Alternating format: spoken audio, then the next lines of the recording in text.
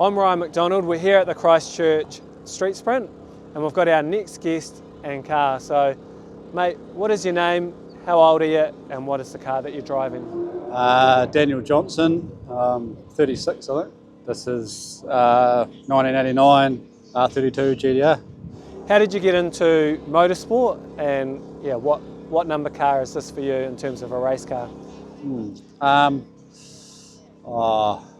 At a young age I got into grass karts. That's probably number one. Like you learn lots in a grass kart, sliding and race lines, and we're racing motocross at the same time, so it all hand in hand.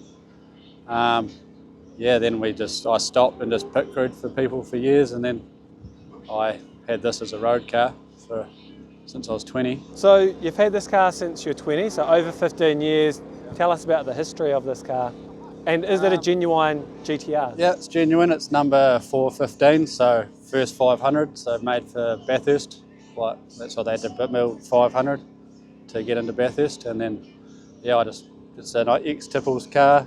And then, we just come twin turbo, and we've single turboed it, and gearboxes and motors, and pretty much evolved from there slowly to where it is. And can you give us a little tour of the car and tell us about it? Full stop pretty much body wise, except for the wing mirrors. I got a warrant and put a race seat in it because you sort of need that to hold yourself in. It's got like period correct wheels from like when they were made, which are what they had, which is what I wanted it to look like, sort of like initial D looking. It's got just the cheapest options brakes I could go to, which are like Brembos off of Evo. I think they were like $200. And then a big rotor. They're just Evo 10 rotors in the front, 370Z rotors in the back. Does the job. Yeah.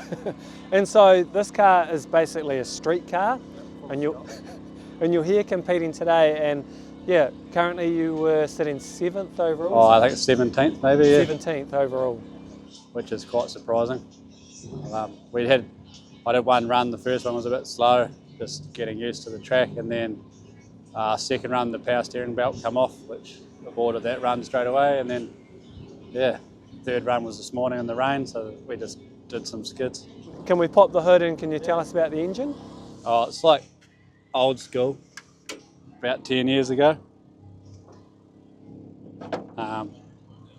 It's pretty much just how they did it. 10 years ago there wasn't much technology, so it's just a Holset off a truck pretty much, and then with a recore in it, and then Synco manifold, some injectors. It's got like ARP bolts and pistons and cams, and hand ported, back when you hand ported everything. And you've gone to a single turbo? Yeah, had twins on it, but they were a wee bit lazy, and then we put the single on it when, I don't know how long ago that was, but yeah, with a big housing, and then. And what's the, what do you notice the difference between a twin turbo and going to a single turbo? Just efficiency, they just come on pretty good. It makes quite good boost response, but probably too much, and we wanted to keep it sort of reliable, so it's like tapered right off on the boost controller to try and make it sort of come on at full power at $5,000. And how much boost are you running, and how much power is this putting out? It's about 22 pounds, and it makes, I don't know, 650 at the wheels, so not too much. Well, we could probably wind it up to 30 and make 800 or 900, but you don't need it. Like 600's, it still lights up all four at 150, so you don't really. And what fuel are you running in this? E85. I just put E80. It's got a flex fuel sensor in the back, and we just put E1. I just put E100 straight in it, get it up to whatever we can over the weekend. It'll probably be E85 by the drive home, which will be the fastest it's ever gone. Let's have a look inside. It's pretty stock. It's just how they were. I know when I was young, I put the bride seat in there just because you have to have something to hold you.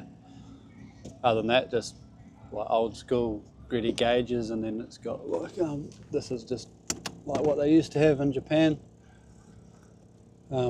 just stuff like that, just to keep an eye on stuff, and then just an old Platinum Haltech plug-in, and then everything else is just stock. It's got a 6-speed out of a 34, which were like $5,000 back in the day.